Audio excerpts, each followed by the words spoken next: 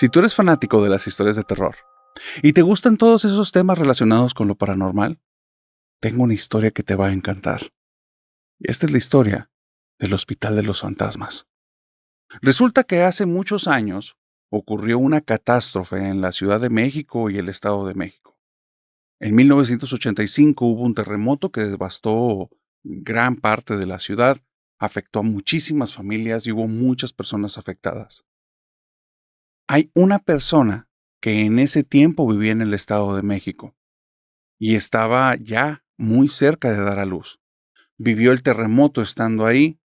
Tuvo una suerte tremenda, porque mínimo en la zona habitacional en la que ella estaba, no llegaron los desperfectos a mayores. Sin embargo, la clínica más cercana a su casa, y estamos hablando que era casi 30 minutos, esa clínica, parte de ella se derrumbó por el terremoto. No obstante, había necesidades que se necesitaban cubrir, y aun cuando el edificio no estaba en las mejores condiciones, seguían dando servicio. Ya vemos a esta chica Imelda, y ya vemos a su prima Sonia. Sonia, la prima de Imelda, fue por ella el día en el que ya sentía que ese mismo día probablemente iba a dar a luz. No sabemos dónde está el esposo de Imelda, no sabemos qué ha ocurrido, no formó parte del accidente, pero este día, cuando ocurrieron estos sucesos, no estaba ahí. Entonces Imelda va con Sonia. Imelda es esta chica embarazada que está a punto de dar a luz. Sonia es esta prima de ella que le está acompañando. Van al hospital y nunca han entrado a ese lugar. Saben que existe, saben que está ahí y saben, porque llegó el rumor a todos, que parte de la clínica se había derrumbado. Pero hay una situación. Cuando llegan, la entrada que ven se ve un poco extraña. Más allá de los rasgos obvios que tiene, en el que tiene un pedazo que está medio derrumbado, tiene un trozo de piedra bastante grande casi en la entrada y el lugar obviamente se ve medio golpeado, más allá de eso tiene un aire extraño. Se siente raro estar ahí. Sin embargo, ellos ven la entrada, siente ya unos dolores continuos y tiene la necesidad de que por favor alguien la atienda y revise cómo está su bebé. Así es que, sin pensarlo dos veces, aunque se siente algo raro y se dieron cuenta porque se detuvieron antes de entrar a 2, 3 metros, se voltearon a ver y en la mirada, digamos que se dijeron todos sin necesidad de una palabra. Voltean hacia la entrada. Cuando entran al lugar, se topan con una realidad bastante extraña. El lugar está todo lleno de polvo, exagerado, algo exagerado. Y no hay una sola persona en el lugar. Pero hay una situación, ya habían escuchado, ya les habían dicho que ahí estaban atendiendo. Entonces, ¿dónde está el personal? Sonia, la prima, es la que se alarma y toma la iniciativa y comienza a gritar, alguien, por favor, atiéndanos, ayuda. Mi prima está en labor de parto, por favor, ayúdenos. Y escuchan en uno de los pasillos como unos pasos, como un tipo de eco. Así es que agarra a su prima y en lugar de estar esperando que les den el servicio como debe de ser, ellas ya están con esta urgencia. Así es que comienzan a caminar hacia el pasillo donde escuchan los pasos y ven que de repente al fondo, donde conecta como en forma de L con otro pasillo bastante más oscuro, se logra ver como la silueta de una enfermera. No le ven rasgos, no le ven nada, no tienen ni siquiera luces. Otra vez, están en esta situación en la que muchas zonas no había electricidad. Entonces, esto, aunque suena muy tétrico, para ellas en ese momento no tenía nada de anormal. Cuando están en ese lugar y ven a esa mujer, le dicen, por favor, atiéndenos. Mi prima está a punto de tener a su bebé. Por favor, ayúdanos. Y nada más escuchan una voz al fondo, porque la enfermera se detuvo y no avanza más. Dice, quedamos muy pocos. Por favor, síganme. Se voltea y camina hacia este pasillo en forma de L. Empiezan a acelerar las dos el paso, van caminando y cuando llegan al final del pasillo voltean a la derecha y ven que esta mujer va caminando pero como con un ritmo extraño y le vuelven a decir, por favor no vayas tan acelerada, mi prima está embarazada, va a dar a luz, por favor espéranos. Y vuelven a escuchar la voz clarita pero en bajito. Quedamos muy pocos, por favor síganme, no se pierdan en los pasillos. A ellas esa frase sí les da una sensación extraña, sienten las dos como que un miedito medio raro, pero prioridades en ese instante. Así es que comienzan a avanzar lo más rápido que pueden y antes de llegar al final del pasillo, tiene una contracción la prima, entonces se tienen que detener, trae un dolor tremendo, le grita a la enfermera, por favor, espérate, mi prima trae mucho dolor, espéranos tantito, no te vayas. Y cuando avanzan, ya no está la enfermera, solo hay un pasillo que es extraño. Tiene como partes que tienen luz y otras partes que tienen sombra, y se ve como al final conecta como dos pasillos, como si terminara y pudieras ver una pared en la que hay dos entradas. Comienzan a avanzar en ese pasillo. Uno de los dos se ve muy iluminado, el otro muy oscuro, pero se ve que uno como que topa en algo y el otro se ve que continúa. Ese que topa es el más iluminado, pero no escuchan ruidos, no escuchan doctores, no escuchan nada. Y del otro lado escuchan pasos. Así es que aunque está sumamente oscuro, se meten al pasillo y en el momento en el que empiezan a caminar, notan algo muy, muy, muy raro. La sensación del lugar cambió. Ya no estás hablando de la misma sensación de polvo en el ambiente, lugar tétrico, sin luces. No, no, no, no, no. Hay algo más ahí. La atmósfera se siente rara. Es como si estuvieras con un lugar con un aire muy extraño. Así es que incómodas, pero con sus prioridades, siguen avanzando y notan algo que a las dos les llama la atención. Del lado derecho está un ventanal enorme, pero aunque está el ventanal, ese pasillo en el que están es más oscuro que todos los anteriores.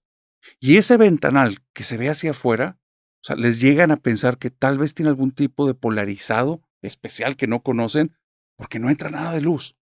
Se logra ver hacia afuera, pero no entra luz, es sumamente oscuro. Es muy raro eso.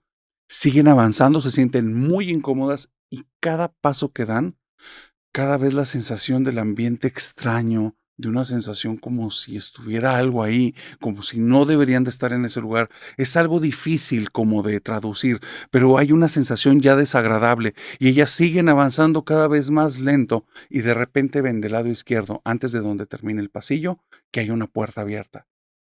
Cuando van a estar cerca de ahí, se prefieren pegar al lado derecho del pasillo donde está el ventanal, observan hacia adentro de la puerta abierta y se ve un hombre muy alto que les está dando la espalda.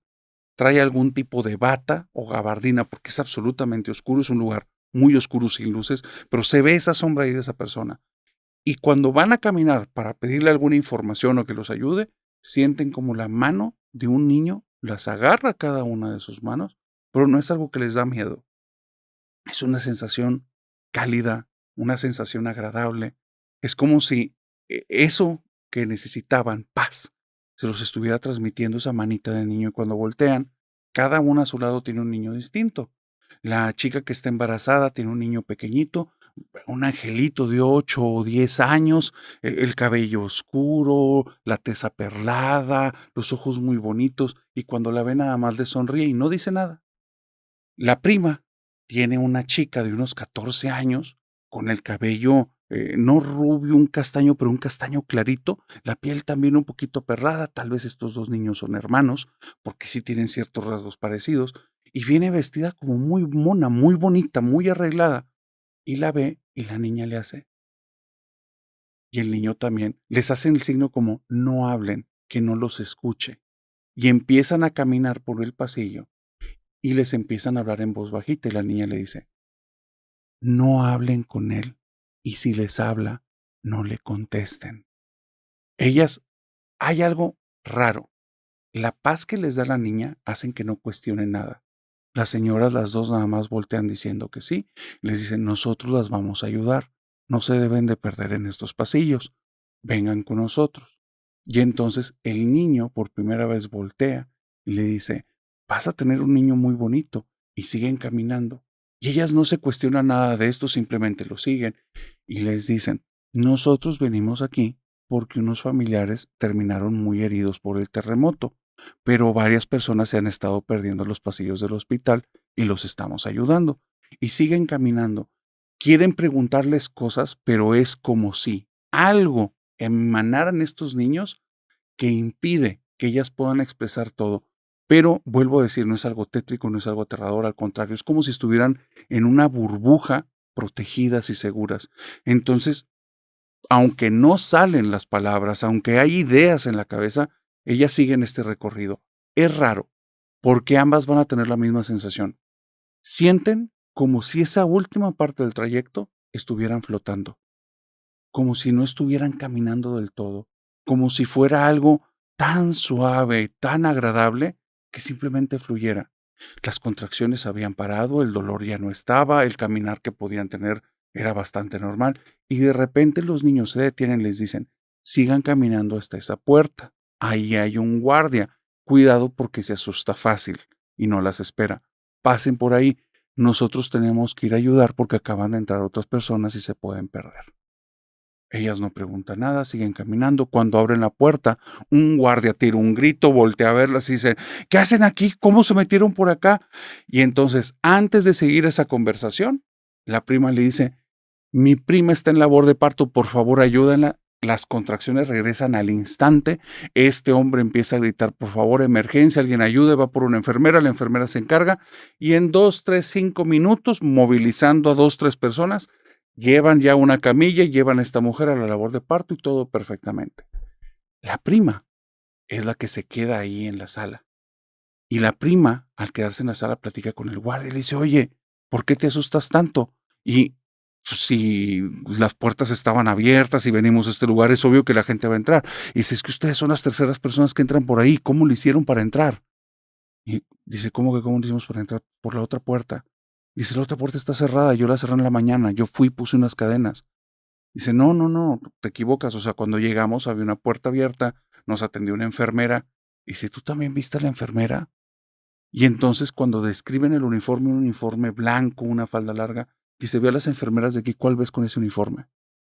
Ni una llevaba ese tipo de atuendo. Las enfermeras de ahí traían un chaleco de color verde y una falda que era como un tipo de color celestito, muy, muy característico. No se parecía en nada con lo que ellos vieron al final del pasillo. Entonces, algo se le mete en la cabeza de esta mujer y le pregunta al guardia: los niños, ¿por qué hay unos niños solos en un hospital y por qué están ayudando a personas a llegar a este lado? Dice: señora, ¿qué niños? Dice: ese lado por el que ustedes vienen es donde se derrumbó el hospital. No hay conexión de ese lado con este. Y ella le dice: no, es que caminamos, y le empieza a describir al fondo, a la derecha, topamos. Dice: sí. Y después, donde está la vuelta a la derecha, ahí había un lugar con un vitral, que ese es el que se derrumbó. Es la conexión entre los dos hospitales. No está. ¿Cómo lo hicieron para entrar aquí? Esta chica se queda helada, prefiere dejar la conversación, y desde ese día es la gran leyenda de la familia. Ellas creen que los hospitales de alguna manera conectan con este otro universo, con este universo paralelo en el que tal vez viven las almas de los seres queridos. Pero hay un detalle que no te había dicho. Hubo algo, una curiosidad, que empezaron a escarbar. Los dos niños hablaron acerca de unos familiares que habían tenido un accidente y estaban en el hospital y fueron a ayudarlos. Así es que esta chica comenzó a preguntar si había habido 2 personas sobrevivientes de un accidente fuerte a causa del terremoto, y les dijeron que solo tenían 2 pacientes, una pareja, que lamentablemente esta pareja estaba con sus niños y otros familiares y fueron los únicos 2 sobrevivientes. Parece, porque no lo comprobó, pero que esos 2 niños fueron niños que fueron víctimas del terremoto del 85.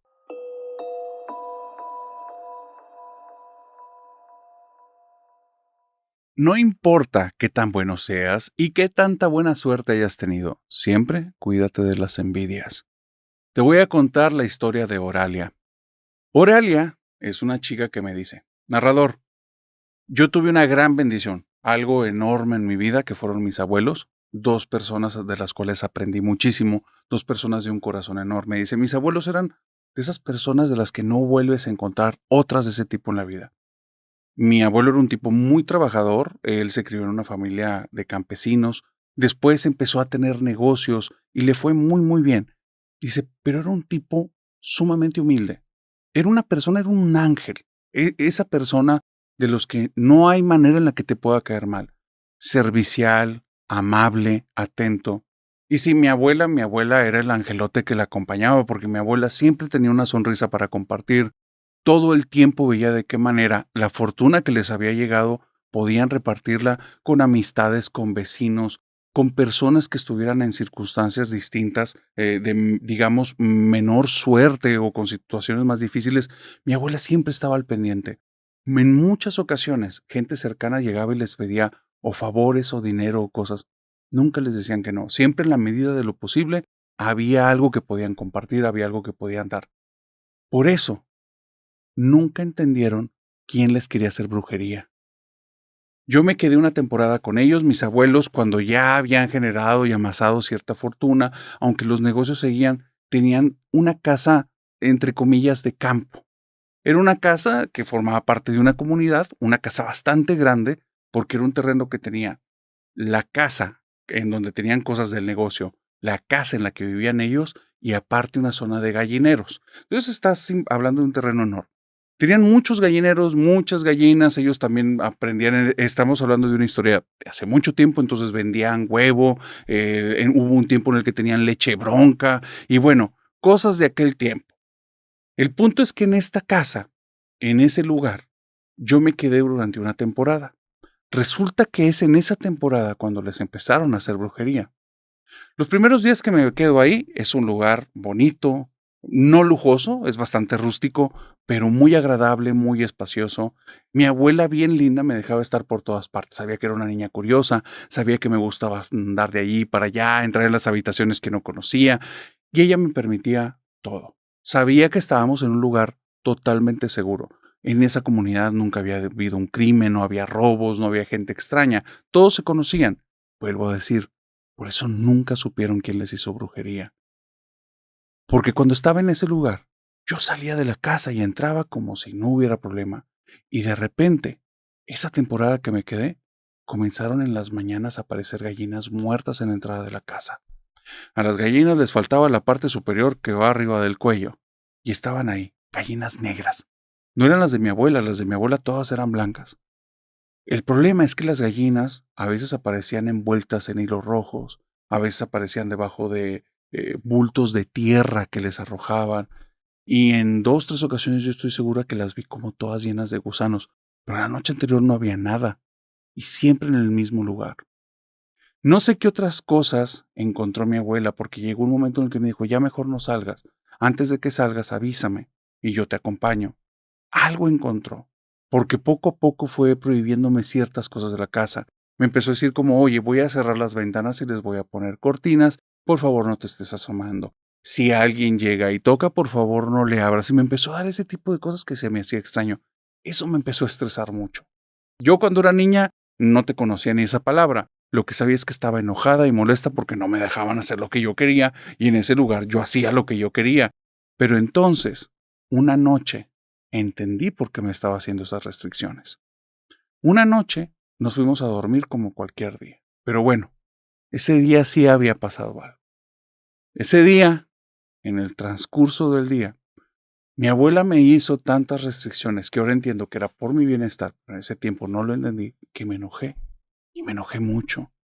Y entonces empecé a decirles maldiciones, les empecé a decir majaderías a mi abuela y después a mi abuelo. Y en la noche, justo cuando iba a cenar, no sé ni siquiera qué me dijeron, porque no tiene ni importancia, pero les dije una lista de todas las majaderías que conocía.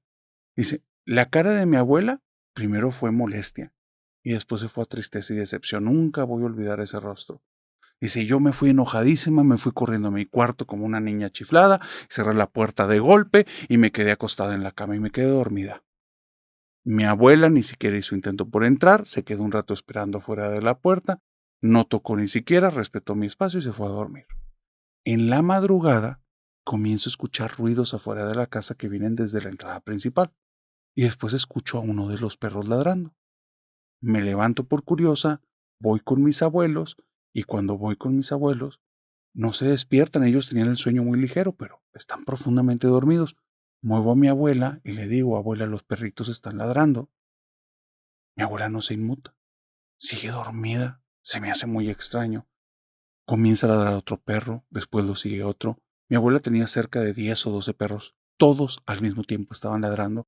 Era un escándalo tremendo y empiezo a escuchar como crujidos en la madera del segundo piso. Me dio un miedo tremendo. Así es que le digo, abuela, abuela, abuela, despierta, despierta, hay algo aquí, algo se metió.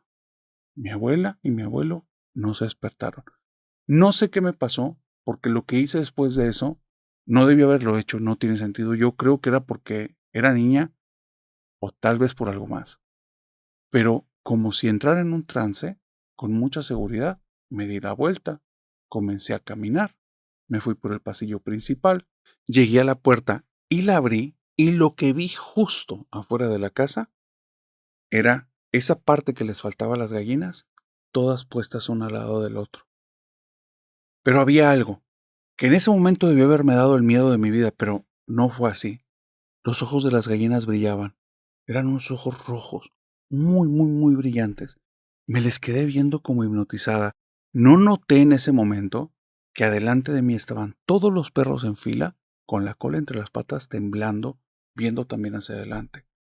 Y algo pasó. Yo creo que estaba en un trance, porque algo me llevó a voltear hacia arriba la cabeza, y es entonces cuando vi la figura de algo parecido a un hombre, pero mucho más alto y con unos cuernos enormes. Es ahí, cuando vi esos cuernos, que sentí como un frío enorme dentro de mí y un miedo atroz. Me volteo y cuando intenté correr, sentí que algo me agarró de los hombros, y donde sentí eso me apretó con una fuerza que comencé a gritar y brinqué. Estaba en mi cama y estaba brincando y empecé a llorar y a gritar y a llorar, y llegó mi abuela. ¿Qué pasa? ¿Qué pasa? Abrió la puerta y ya le dije todo lo que había pasado y me dice, es un sueño. Pero mi abuela se quedó callada y yo también, cuando nos dimos cuenta de dos cositas. Arriba de la colcha, o más bien entre la colcha y la sábana, cuando yo me moví, había una pluma negra. Cuando la destaparon, estaba todo lleno de plumas negras, y cuando me quitaron la sábana, mis pies y la cama estaba toda llena de tierra. De alguna manera, parece que sí había salido de la casa. Yo me sentí mucho con mi abuela y durante muchos años le dejé de hablar, porque al día siguiente ella me subió a un carro y me fui con ella y me dejó con casa de mis papás, y nunca volvió a pisar esa casa hasta que fui mayor de edad. No me dejaba estar ahí. Yo le decía a mi abuela e intentaba hablar con ella. Mi abuela durante años no me volvió a dirigir la palabra, nunca me pudo dar una llamada por teléfono, cuando le llamaba nunca estaba. Y entonces era una situación en la que yo dije, no sé qué hice para que se haya enojado así conmigo. Y viví con un resentimiento muy fuerte, muy, muy fuerte. Después ya fui adulta, llegué a mis 20 años, tuvo un tiempo de reflexión y después dije, bueno, pues entiende también que eran personas ya grandes, no les daba su espacio. Pero no era eso. Cuando yo cumplí 21 años, mi abuela falleció. Ese año, unas semanas antes de que ella falleciera, tuvimos una conversación y me reveló ella lo que yo no sabía de la temporada que estuve en su casa cuando fui niña. Me dice, hija, esos días que estuviste ahí, me encontré muchas cosas en la casa. Me encontré sapos que le estaban cosidos de la boca, me encontré pequeñas como cuentas que estaban metidas en unas bolsas que tenían unos líquidos y traían frases, cosas que para mí lo entendí luego, luego. Alguien nos quería hacer daño, nos quería hacer brujería y lo estaba enterrando en la casa. El día que sucedió eso, cuando estuvieron las plumas y tus tierras, la tierra en la cama, ¿te acuerdas? Claro, abuela, nunca lo voy a olvidar. Ese día, en la mañana, en la puerta principal, estaba una foto tuya clavada. Yo entendí que te querían atacar a ti. Por eso no te dije nada, guardé la foto y te llevé directo con tu mamá. Yo entendía que no hace sentido que te quisieran atacar. Nos querían hacer daño a nosotros. ¿Quién? No tengo idea. Tu abuelo y yo nunca nos hemos metido con nadie. Siempre hemos tratado bien a todos. No entendía. Entonces, te dejé con tu mamá y le pregunté consejos a personas que sabían de esos temas y me dijeron, rompe tu relación con ella, porque si le están haciendo daño, se puede pasar por el vínculo que tienen. Rompe el vínculo. Haz que ella haga un vínculo por otra parte. Todos los días, hija, durante todos esos años, le hablaba todos los días a tu mamá para ver cómo estabas, pero le pedía que por favor no te dijera.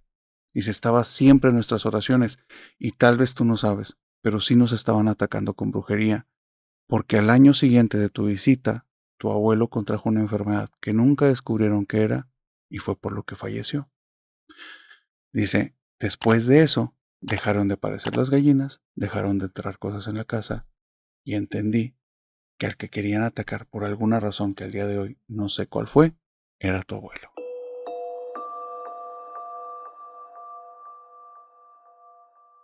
Te voy a contar las 3 reglas que tiene Juan para sobrevivir a una casa embrujada.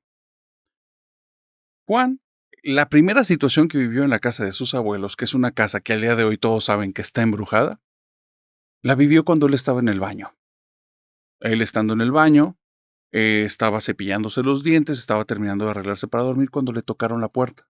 En el momento en el que le tocaron la puerta, comenzó a decir de que espérenme tantito, ya estoy a punto de terminar, ya no tardo, y le seguían tocando la puerta. Cuando abrió la puerta, vio como una sombra estaba al final del pasillo y se movió rápidamente. Le cayó entonces una idea a Juan, entendió Juan algo en un momento. Él no se acordaba, pero sus primos habían salido y en ese momento él estaba solo en casa de sus abuelos. La regla número 1 de Juan, no la más importante, pero sí la primera, es que cuando estés en una casa embrujada, te toquen alguna puerta, una ventana, número 1, nunca respondas. Número 2, no te sobresaltes, porque algunas de estas cosas se alimentan del miedo. Y número 3, no abras la puerta o la ventana durante los siguientes 5 minutos. Pero es que tuvo varias vivencias en la casa de sus abuelos, por eso tiene esta serie de reglas.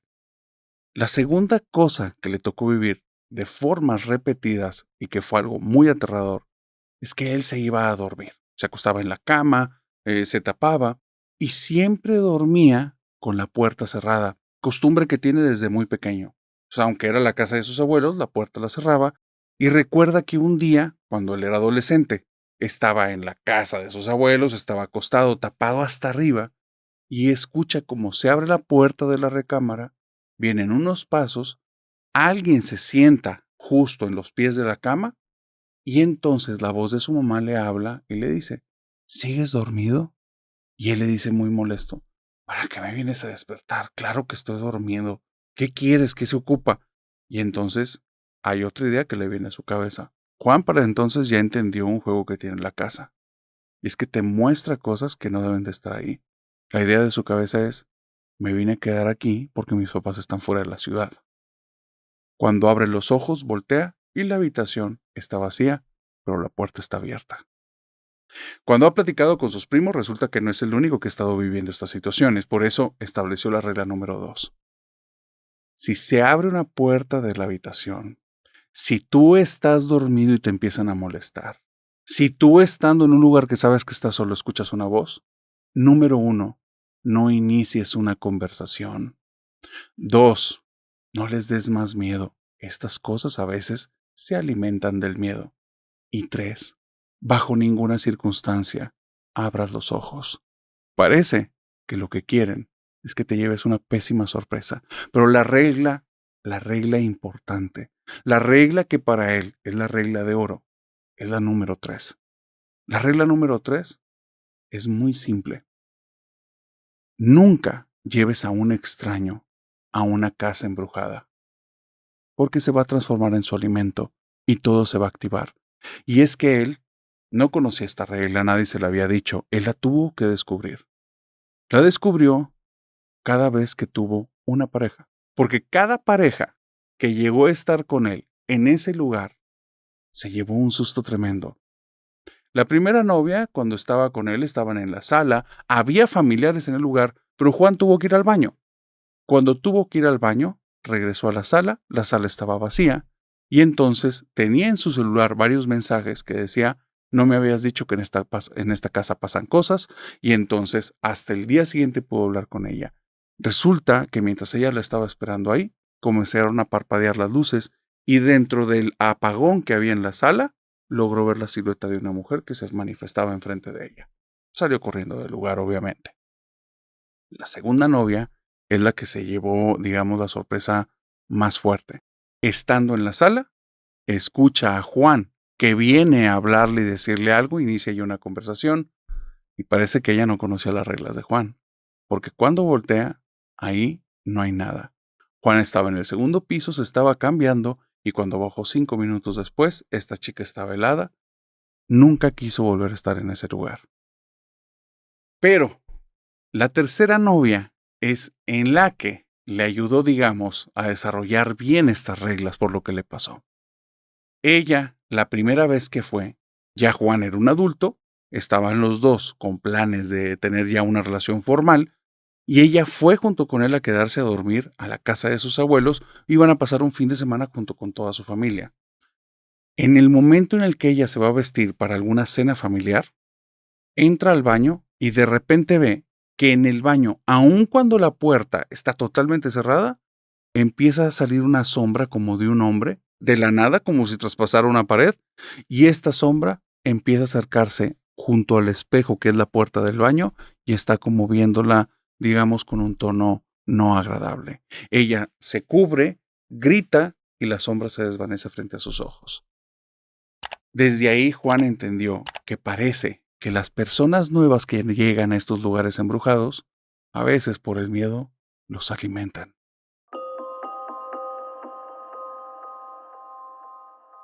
Quiero hablarte de los círculos de protección.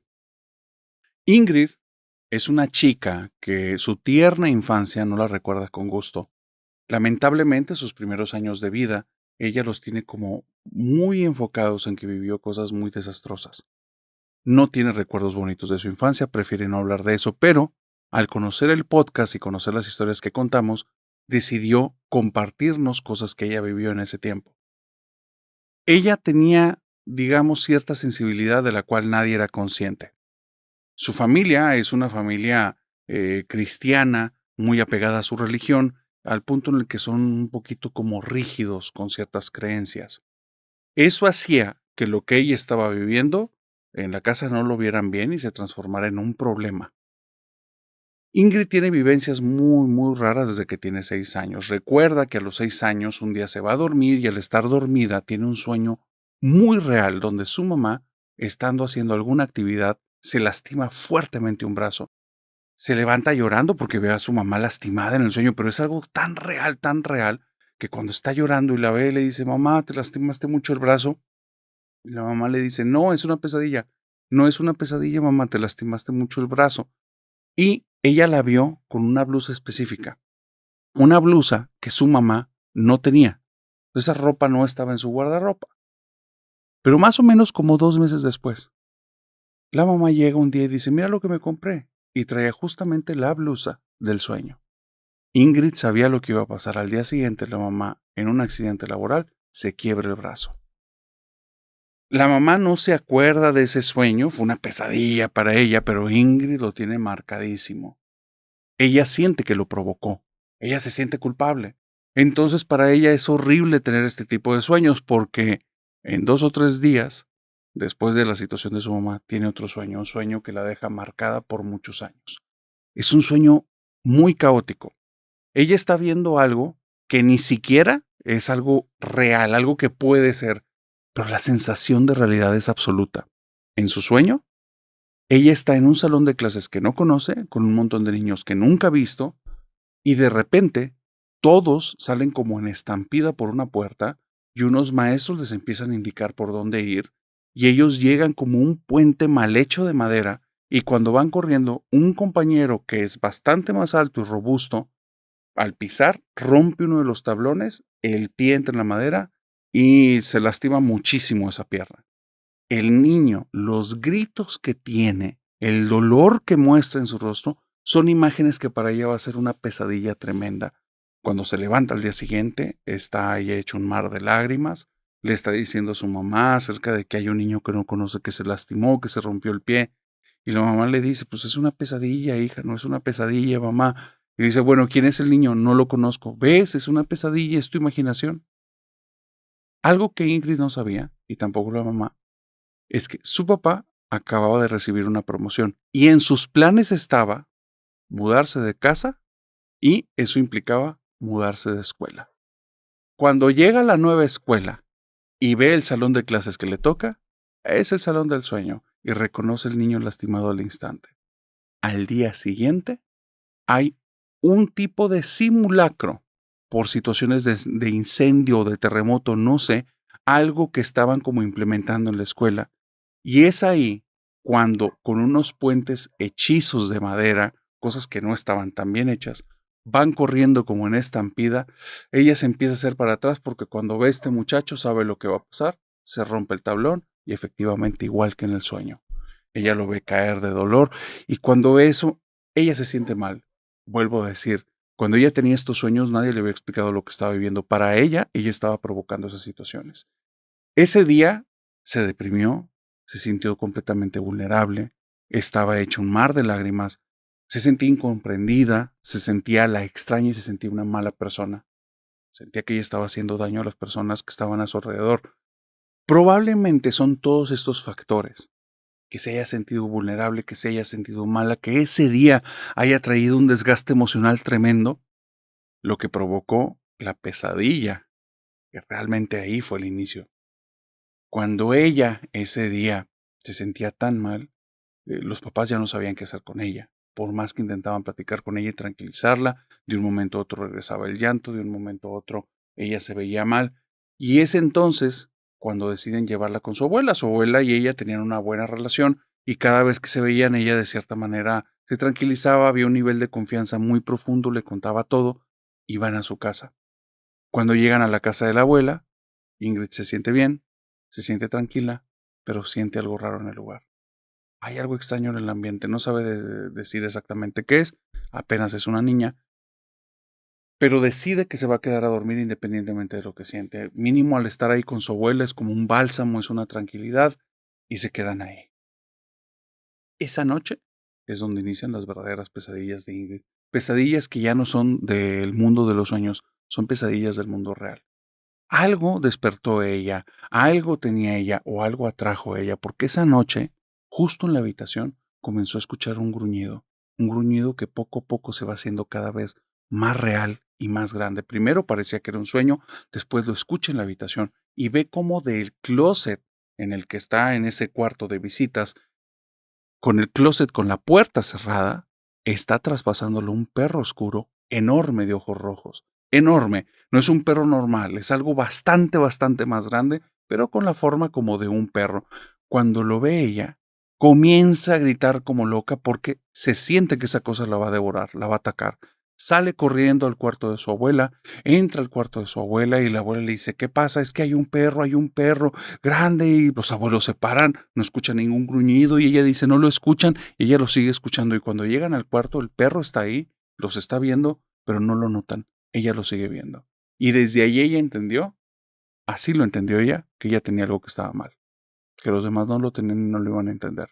Ella estaba viendo cosas que los demás no podían ver. Probable esquizofrenia, vas a pensar. Los papás lo pensaron. Lo primero que hicieron en esta situación fue llevarla directamente con un psicólogo. El psicólogo le dice, oye, vamos a hacer algunas pruebas, vamos a revisar qué tiene.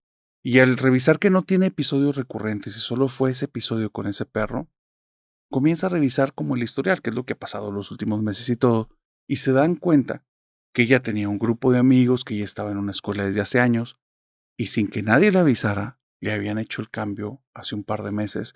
Y todavía, cuando hicieron el cambio y llega a esta escuela, está ese accidente. Así es que dice, es eso, o sea, de cierta manera su mente se puede estar protegiendo. Vamos a llevar un seguimiento de este caso, vamos a revisar qué es lo que va teniendo, pero vamos tranquilos porque no ha habido más episodios. Vamos viendo cómo evoluciona, les pido que le presten atención y es eso, o sea, ella está muy estresada por los cambios, probablemente es algo como traumático. Y ella le dice, doctor, yo no estoy soñando, yo no estoy imaginando esas cosas. Él le dice, no te preocupes, todo va a estar bien. Y habla con los papás y les da estas instrucciones. Esa noche en adelante, ese perro no la para de seguir. Los papás no saben manejar estas situaciones, son otros años, no hay educación en torno a estos temas, entonces dicen, estás chiflada, te estás haciendo ideas, quieres llamar la atención. Y ella poco a poco se empieza a cerrar, empieza a contar cada vez menos, se tiene que tragar sus miedos.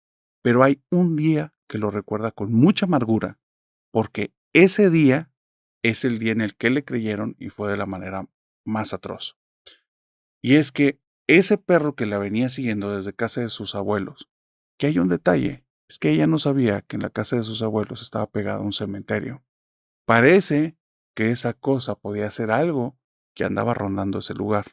Pero, ahora que estaba en casa de ella, esa cosa había traído más cosas, porque ella había logrado ver sombras distintas a las del perro.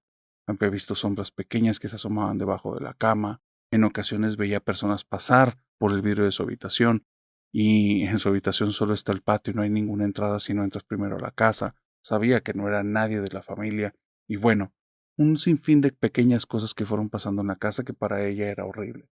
Pero un día, en esta habitación de esta nueva casa más grande y más bonita, su habitación tenía, digamos, una forma de una L. En la parte larga, ella tenía su cama, estaban unos ventanales. Al final de esa L tenía una repisa que estaba también en forma de L, porque donde estaba en la parte cortita de la L había un escritorio donde ella tenía sus computadores y algunas cosas para la escuela, y arriba terminaban las repisas. En esa repisa que ella no alcanzaba y necesitaba una escalera o un banquito, había varias cosas que su papá había puesto ahí, un pequeño como tamborcito que había traído recuerdo de algún viaje, algunas figuras, un par de peluches, pero eran bastantes cosas. En la parte larga había una serie de libros, había dos, tres cosas que eran como de hojalata y generaban cierto ruido. Era algo que se veía muy bonito y estético, arreglado más por el papá que por ella. Esa noche ella está en su cama, está acostada y escucha como de golpe, cerca de las 2 o 3 de la mañana, la puerta de su habitación se cierra de golpe. Y aquí hay un detalle. En todo el tiempo que lleva viviendo en esa nueva casa, esa puerta nunca se había cerrado porque no embona con el marco. La madera está hinchada.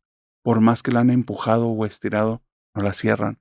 Ahora está cerrada a cal y canto, cerrada por completo. Cuando ella se para por el golpe, brinca de la cama, la empieza a empujar y ni con todas sus fuerzas. Esa cosa está sellada y empieza a escuchar un gruñido en la habitación, empieza a escuchar voces, brinca a la cama, toma la sábana, se tapa pegada en una esquina y empieza a gritar, por favor, papá, mamá, ayúdenme, papá, mamá, ayúdenme.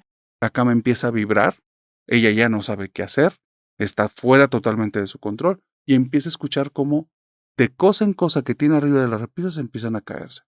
El papá, al escuchar el escándalo o los gritos de la niña o las cosas que se están cayendo o la vibración de la cama, ve tú a saber, pero se levanta, va a la habitación y es entonces cuando llega a la habitación que ve la puerta cerrada y no entiende cómo se logró eso.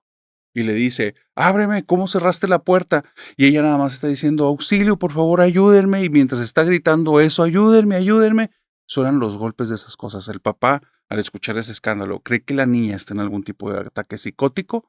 De alguna forma rompe la cerradura y pateando la puerta se llega a abrir. Y él está molesto, pero a la vez está muy ansioso por ver qué pasa. Y es ahí cuando le creyó, porque ve que su hija está tapada en una colcha en la esquina y estando en esa situación, él logra ver cómo algo invisible estira la colcha y la manda hasta la esquina del contrario de la habitación y las cosas de la repisan siguen volando sin que nadie las mueva. Cuando ve eso, la carga, se las lleva y entonces nada más le dice al oído, te creo, Ingrid, te creo, perdóname, no entendía lo que estabas viviendo. El papá no era un tipo malo, simplemente no sabía de estos temas y al no saber de estos temas, pues lo había abordado de la mejor manera que él entendía. Aquí hay algo importante porque, vuelvo a decir, es un tipo que no es malo. A partir de ese día se pone como loco a buscar quién puede ayudar a su hija porque él no tiene manera de ayudarla.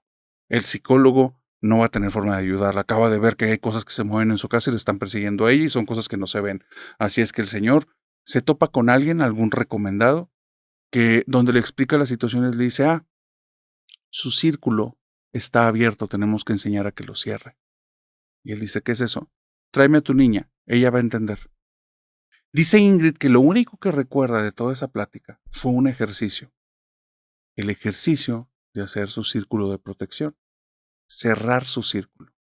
Dice que el que le dio una rama se fueron a una zona en la que había un tipo de tierra como muy livianita que podías dejar marcas en el piso, y le dio la rama, le dijo, ponla fuerte contra el piso y empieza a caminar con tu mano derecha hacia las manecillas del reloj. Te va a costar, hazlo. Ve formando el círculo poco a poco, ve haciéndolo lentamente. No importa cuánto te cueste. Y cuando veas que estás cerca de cerrarlo, cuando te falte unos centímetros, tienes que empezar a decir en voz alta y pensarlo. Voy a cerrar mi círculo. Voy a cerrar mi círculo.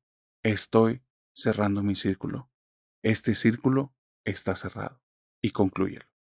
Después de eso, vuelve a hacer otro, y vuelve a hacer otro, y vuelve a hacer otro, hasta que te canses. Dice ella que después de que hizo ese primer ejercicio, que quedó exhausta, exhausta. Hizo como 20 o 30 círculos, chicos, medianos, grandes, contornos enormes, medios deformes, normales. Al final de ese día, fue la última vez que había tenido situaciones de ese tipo. De cuando en cuando, desde entonces, ella hace ese ejercicio por si acaso, lo hace con plumas en libretas, lo hace con palos en arena. Al día de hoy ya pasaron muchos años. Esto fue hace 20 años, fue hace mucho, mucho tiempo, pero no sé, no sé si lo que verdaderamente me pasó fue algo psicológico que me hice ideas o verdaderamente, con un ejercicio tan simple, pude cerrar mis puertas a lo que parece que es otro mundo desconocido y que en lo que yo viví, un mundo bastante oscuro.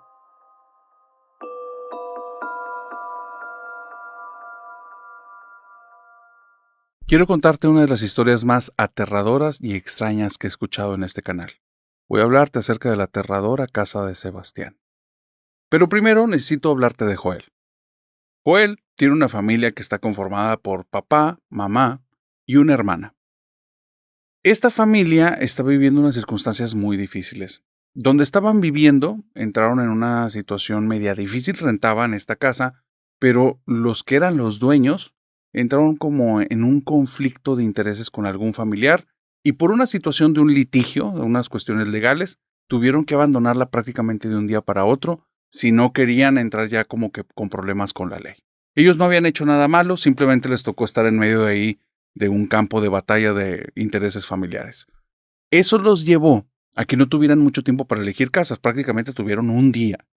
Mientras fueron a buscar ese día desde la primera hora de la mañana, iban de casa en casa y si no era por el presupuesto, era por la ubicación y si no era la ubicación, era el tipo de lugar y si no era la zona, pero algo había que no les funcionaba. El papá ya estaba perdiendo esperanza cuando se topó una casa que no está del todo cómoda, pero no está tan mal.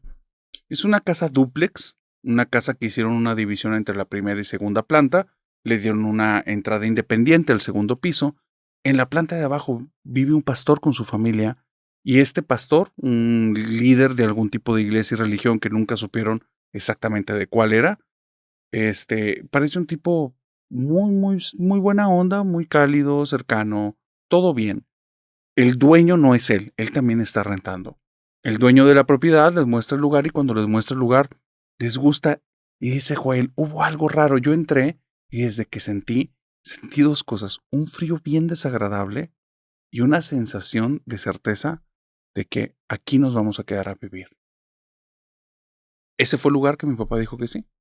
Al día siguiente, los dueños de la otra casa, simplemente se disculpan con mi papá, no le pueden ofrecer una sola ayuda y de alguna u otra manera, por todos los recursos que pudimos, pidiéndole ayuda a amigos y familiares, trasladamos todas nuestras cosas ahí a cajas aventadas en costales a como se pudo y ya estábamos instalados ese día en este nuevo lugar. Las cosas en este lugar no se dejaron esperar mucho. Estábamos pocos días en esta casa cuando empezamos a sentir algo raro. En las pláticas de todos decíamos que de repente era extraño que estando en una habitación bajaba la temperatura.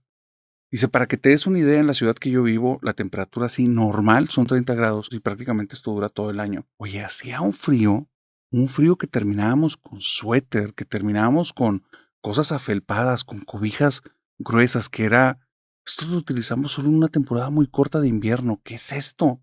Muy raro. De cierta manera, no lo entendimos como algo paranormal o algo malo. Pues para nosotros fue mejor, nos vamos a ahorrar en ventiladores y todo eso, pues es una casa muy fresca. No nos dimos cuenta que eran los primeros indicios que allí había algo mal.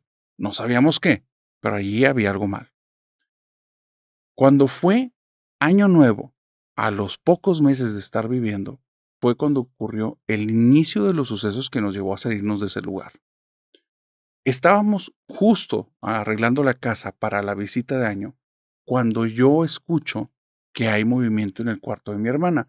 Pero mi hermana está con mi papá y está con mi mamá haciendo cosas para la cena del año nuevo.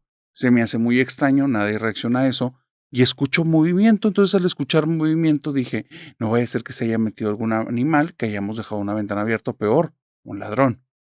Cuando voy caminando por el pasillo, veo como hay una niña que sale caminando del cuarto de mi hermana y se mete al baño. No un fantasma, una niña, pero la ropa era una ropa que yo había visto en películas de época. No era una ropa como del día de hoy que usáramos. Entonces se me hizo muy extraño. Voy con mis papás y les digo, ¿invitaron a alguien? A la hija de algunos amigos. O le dije a mi hermana, ¿tú te trajiste una amiguita? Y me dice, no. Si es que hay una niña aquí adentro. Fuimos, el baño estaba cerrado, tardamos en abrirlo porque estaba cerrado con llave. Y no había nadie, no había nadie en la casa. Entonces dije, igual ando muy cansado, me lo imaginé porque era como una imagen clara, pero a la vez no. Lo dejé así. Ahí empezaron las cosas. Pasó Año Nuevo y es como el 5 de enero, cuando estando en mi habitación, que mi habitación no tenía puerta, tenía unos problemas y la habían mandado reparar, entonces estaba sin ninguna puerta. Estoy en mi cuarto y escucho como del cuarto de mi hermana vienen unos pasos, se meten en mi habitación. Yo estaba muy dormido, me despertó eso y cuando volteo veo que mi hermana está caminando hacia el área donde yo tengo la ropa, donde se supone que debería haber un closet, pero no hay nada. Y entonces ahí en ese hueco está ella y veo su sombra y le digo, ¿qué estás haciendo? Déjame dormir. Y veo que ella se voltea y se me queda viendo. Y le dije, ya no estás fregando. Me voy caminando, prendo la luz y no hay nada ahí. Cuando no vi nada, me asusté mucho, me voy al cuarto de mi hermana y mi hermana está totalmente dormida. Y dije, ok, aquí hay algo muy extraño. Desde ese día, cosa tras cosa pasaba. Nos empezamos a dar cuenta todos que las cosas eléctricas en esa casa no duraban mucho. Yo compré un radio pequeñito, el radio pequeñito me duró 3 días, de estar funcionando muy bien, de repente empezó a captar sonidos raros. Yo estoy seguro que escuché la voz de una niña, no te lo puedo asegurar, pero escuché esa voz según yo, y en eso se escucha donde hay como un craqueo, como un trono, y dejó de funcionar. Compró mi papá un ventilador, porque aunque jugábamos con eso, había ocasiones que sí hacía calor en la casa, el ventilador le duró 3 días. Nos dan la garantía, nos vuelve a pasar lo mismo a la semana. El microondas se enciende solo, la televisión se prende en las madrugadas. En muchas ocasiones las luces, que son de switch, se prenden y el switch está apagado.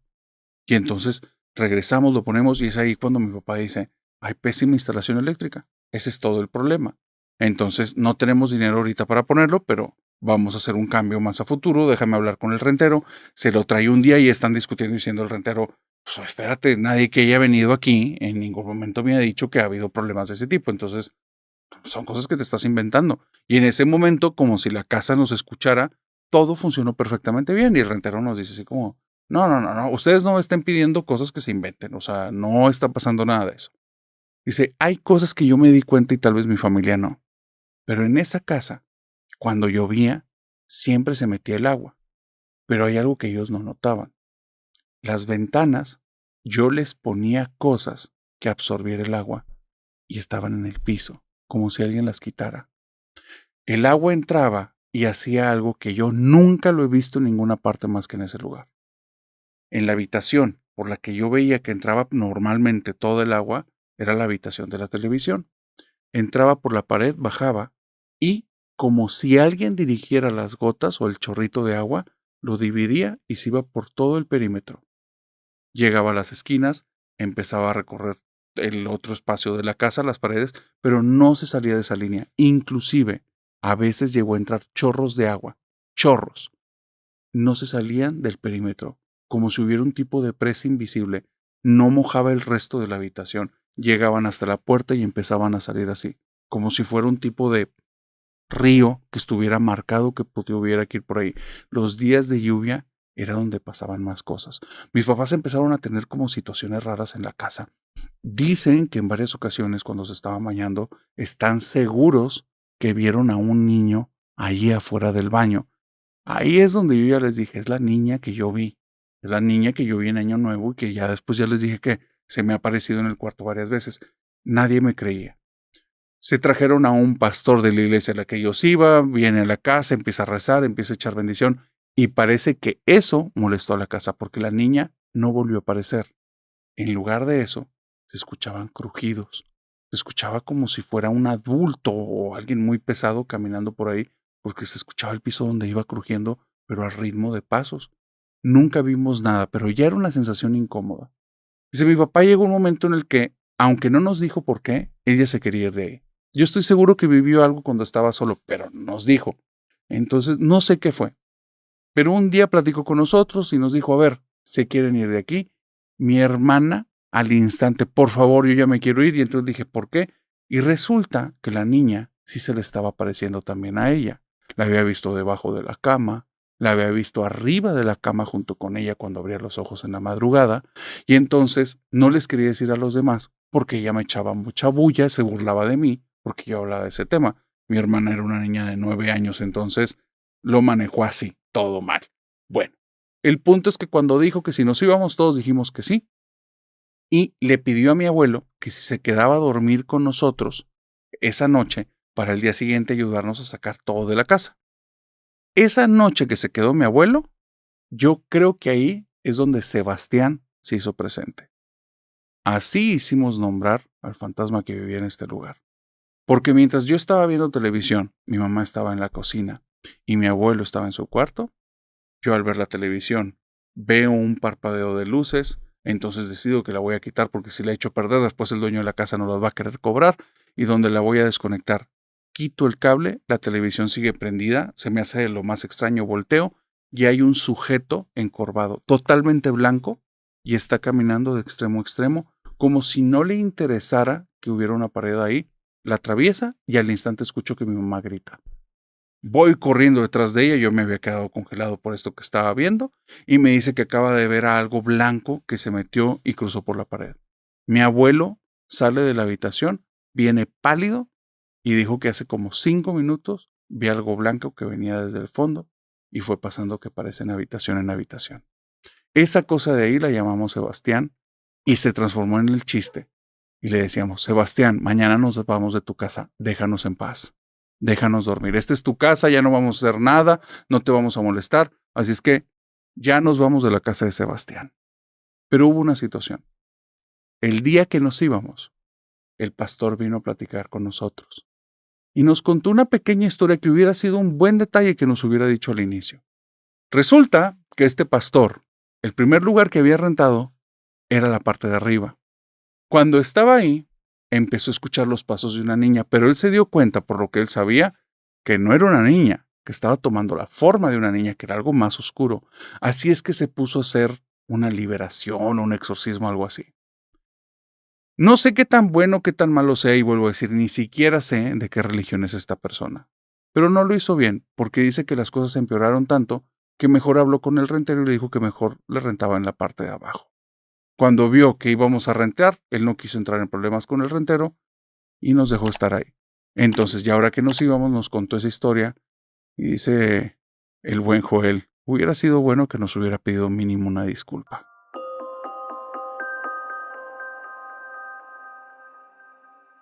Quiero contarte la historia de la casa en la que habita la Llorona. Alma y Ale resulta que son 3 cosas. Primero, son cómplices. Segundo, son 2 grandes amigas. Y tercero, son madre e hija. Ale es la mamá, Alma es la hija. Resulta que Ale acaba de recibir una promoción en el trabajo. Se ha esforzado mucho. Ella ha traído el esfuerzo de toda la casa, ella ha tenido que hacerse cargo de esta Alma desde hace muchos años y ya en esta edad y en esta relación que tienen, el haber recibido este crecimiento en el trabajo no le está importando, lo cual tal vez es un error para muchos, pero para ella no, dadas sus circunstancias, no le está importando el ahorrar el futuro. Quieren, por una vez, que las dos tengan una vida bonita, que vivan en un lugar bonito. Así es que consiguió una casa por ahí muy grande, la cual con este aumento que recibió de sueldo logra pagarla y todavía le sobra suficiente dinero para tener muy buena vida los meses que vayan a estar ahí. Vuelvo a decir, no está comprando, está rentando. Cuando llegan a este lugar, Alma se queda sorprendida. Dice, ¿cómo puedes costearte esto? Y dice, la conseguí a muy buen precio. Entonces llega y es un lugar que desde las palabras de Alma es así. Dice, mira, narrador, yo llegué y para que te des una idea, mi casa tenía un cuarto. Ahí vivíamos mi mamá y yo, no había más. Aquí había 3 habitaciones, que cada una era casi el triple de mi cuarto. Cada una de las habitaciones tenía un baño más completo. El baño era del tamaño de mi cuarto. Y la sala, la pura sala y comedor que tenía esta casa, era más grande que toda mi casa en la que yo vivía. Estaba enorme. La cocina, algo increíble, tenía su mesa, un lugar para que pudieras estar ahí si no querías usar la mesa del comedor. Para mí, yo estaba en una supermansión, algo grandotototote. Llegué, estaba feliz, estaba viendo el lugar, y entonces llegó una vecina y me dice, ¿está tu mamá? Le hablo a mi mamá, baja, él se presenta, él dice, hola, ¿cómo estás? Soy Alejandra, y bueno, la vecina se presenta, y le dice, oigan, quiero decirles algo, yo soy su vecina de aquí al lado, cualquier cosa que necesiten a sus órdenes, considérenme como que una amiga, pero se los tengo que decir desde ahorita. Tengan mucho cuidado, este lugar en el que se vienen a vivir está embrujado. Dice, yo no conozco una persona que haya durado más de 2 semanas, lo que se les ofrezca en serio, aquí voy a estar y tengan mucho cuidado. Y entonces le dice, sí, sí, no te preocupes. Alma se quedó así como de qué está hablando esta señora. Y Ale le dice, ¿a poco te dan miedo las casas embrujadas? Y dice, ay mamá, si ni siquiera existen los fantasmas. Por eso, no te dan miedo. Por eso conseguí este lugar. Resulta que desde el momento en el que llegaron, Alma notó algo rarito. No había ningún cartel afuera que dijera que la casa estaba en renta. Dijo, pues tal vez la señora llegó más temprano y se lo llevó. Pero no. Se enteró ese mismo día que esa casa realmente no está de renta al público. Digamos que es de boca en boca, al que le llegue la noticia que la casa está ahí, pues la puede rentar, pero bajo su propio riesgo. La dueña no está mintiendo, no se está guardando nada para ella. La casa está embrujada, la gente aquí no dura, si te quieres quedar ahí, ok, te voy a pedir el depósito un mes de adelanto y no te voy a devolver nada. Ya te estoy diciendo que esta casa está embrujada y pasan cosas. Y no, por más que hemos hecho, no podemos dejar de hacer que pasen cosas, así es que bajo tu riesgo. Bajo estas circunstancias, la mamá de Ale dijo, sí, me voy a ir porque estaba hermoso y la alcanzaba y todo. Entonces, Alma dijo, bueno, no va a pasar nada, estas cosas no existen. Tenía sus cajas repartidas por todos lados, diferentes cosas. Lo único que las personas de las mudanzas les pusieron instalado fueron sus camas en sus habitaciones. Era lo 21. Refrigerador ya tenía la casa. Entonces, digamos que para ellas era lo suficientemente, digamos, instalado para ya empezar a vivir ahí. Así es que, ya en estas circunstancias, le entregan las llaves de la casa. Ella, muy feliz, le dice, hijita, te voy a dar un tour por nuestra nueva casa. Se va caminando las escaleras, dice, vamos a iniciar por la habitación en la que vas a dormir tú. Y entra en la habitación de ella, una habitación 3 veces más grande que la que ella tenía, y entonces va al baño y cuando abre el baño, dice, mira, aquí no hay ventanas, pero hay extractor. Y donde dice eso, señalando el techo, se dan cuenta que en el baño, en el fondo, en lugar de tener un cristal que separara, digamos, el baño de la zona de la regadera, hay un tipo como de manta verde agarrada de un tubo, y entonces dicen, bueno, algún defecto tenía que tener la casa porque está bien feo, qué mal gusto. Y donde dicen eso, como si la casa se hubiera enojado, se levanta, llega hasta el techo esa cosa, se queda suspendida ahí como por 5 segundos y empieza a bajar lentamente. Las dos se quedan viendo uno al otro, caminan hacia atrás, cierran la puerta y se salen de la habitación. Y le dice, ¿te quieres cambiar de habitación? Sí, mamá, mejor. Y le dice, fue un viento, fue un aire. Y ella dice, sí, yo sé que fue un aire. Ahí no había ningún aire, obviamente, pero nos queríamos hacer las locas. Era nuestro primer día, estábamos muy felices, nada nos iba a arruinar. Yo me voy a dormir a mi habitación. Mi mamá se va a dormir a su habitación. Y en medio de la madrugada, esa maldita casa nos hizo esperar. Comienza a sonar en la zona principal donde debería de ir la sala y comedor. Comienza a sonar el llanto de una mujer, pero un llanto desgarrador, desgarrador. Me levanto, cuando me levanto es como si esa cosa me hubiera escuchado, se apaga y siento en mi habitación, desde la esquina más lejana, que alguien me está viendo ahí. No me quiero hacer ideas, no me quiero poner paranoica, acabo de escuchar eso, tal vez estaba soñando, así es que nada más respiro profundamente, me le quedo viendo ahí y me forzo a mantener los ojos abiertos y ver la esquina para demostrar que no me da miedo. Pero siento esto, siento que se está acercando. No veo nada, pero siento que está dando pasos hacia mí algo. No cambió nada, no se prendió nada, pero lo siento. Y llega un momento en el que lo siento muy cerca, pero no veo nada. Y yo no me voy a rajar, no me voy a hacer para atrás, no voy a mostrar miedo, voy a estar viendo ese lugar. Y entonces es ahí cuando siento como otro paso que se acerca hacia mí. No lo escucho, lo siento. Y mi mano empiezo a sentir que se empieza a poner fría, pero se empieza a poner fría desde la punta de los dedos hacia atrás. Y donde la alejo, se calienta. Y dije, no, aquí hay algo. Aquí hay algo. Me paro, me voy corriendo con mi mamá y le empiezo a decir, mamá, pues es que sentí esto. Y dice, ya te pusiste paranoica por el vientecito que se metió en el baño, ya acuéstate. Nos acostamos, nos dormimos, no pasa nada. Al día siguiente no lo pensé, yo no me fui a mi habitación, me fui directamente con ella y cuando llego a la habitación junto con ella, cerramos la puerta, empezamos a dormir y de repente alguien afuera no para de tocarnos. Mi mamá está muy asustada, la puerta está cerrada. Parte de lo que le gustó de esta casa es que es un barrio súper seguro. Entonces, sabe perfectamente que eso que estoy escuchando desde el día anterior y la sensación tal vez es lo que está tocando afuera. No se levanta, no le abre. Día siguiente, 3 de la mañana, afuera de la habitación, el llanto de una mujer y la puerta ya no nos tocan. La están empujando, golpeando y vemos dónde se está agitando. Mi mamá revisó ese día en la mañana que no hubiera entradas a la casa, que nadie hubiera forzado nada. Ahí no hay nada. Cuando va y contesta el teléfono, está en estática. No la línea muerta, en estática. Y aunque está intentando marcar, esa cosa solo genera estática, estática, estática. Quería hablar a la policía, no pudo hablar a ningún lado. Al día siguiente me dice, mira hija, no entró, no nos hizo nada, no sé qué sea, tú no te preocupes, ve a la escuela, yo me encargo. Cuando regresé a mediodía, había un tipo que yo creo que era un sacerdote de algo, traía unas cosas que aventaban humo, estaba dando oraciones, traía unas ramas y vino y hizo una oración conmigo, fue y hizo una oración con mamá y parece que eso hizo enojar a la cosa que estaba en la casa. Porque esa misma noche los llantos los escuchamos los dos y de los llantos brincaron a unos gritos de furia tremendos. La puerta se empezó a cimbrar como si algo la golpeara, al mismo tiempo que el vidrio se escuchaba como si le estuvieran apretando para que se resquebrajara. Ya era demasiado. Mi mamá le gritó y le dice, vete al diablo, yo no sé qué seas, pero ya nos vamos, te vamos a dejar tranquila, ya nos vamos. Dice, y como si esa cosa le gustara, se dejaron de escuchar los ruidos de la casa.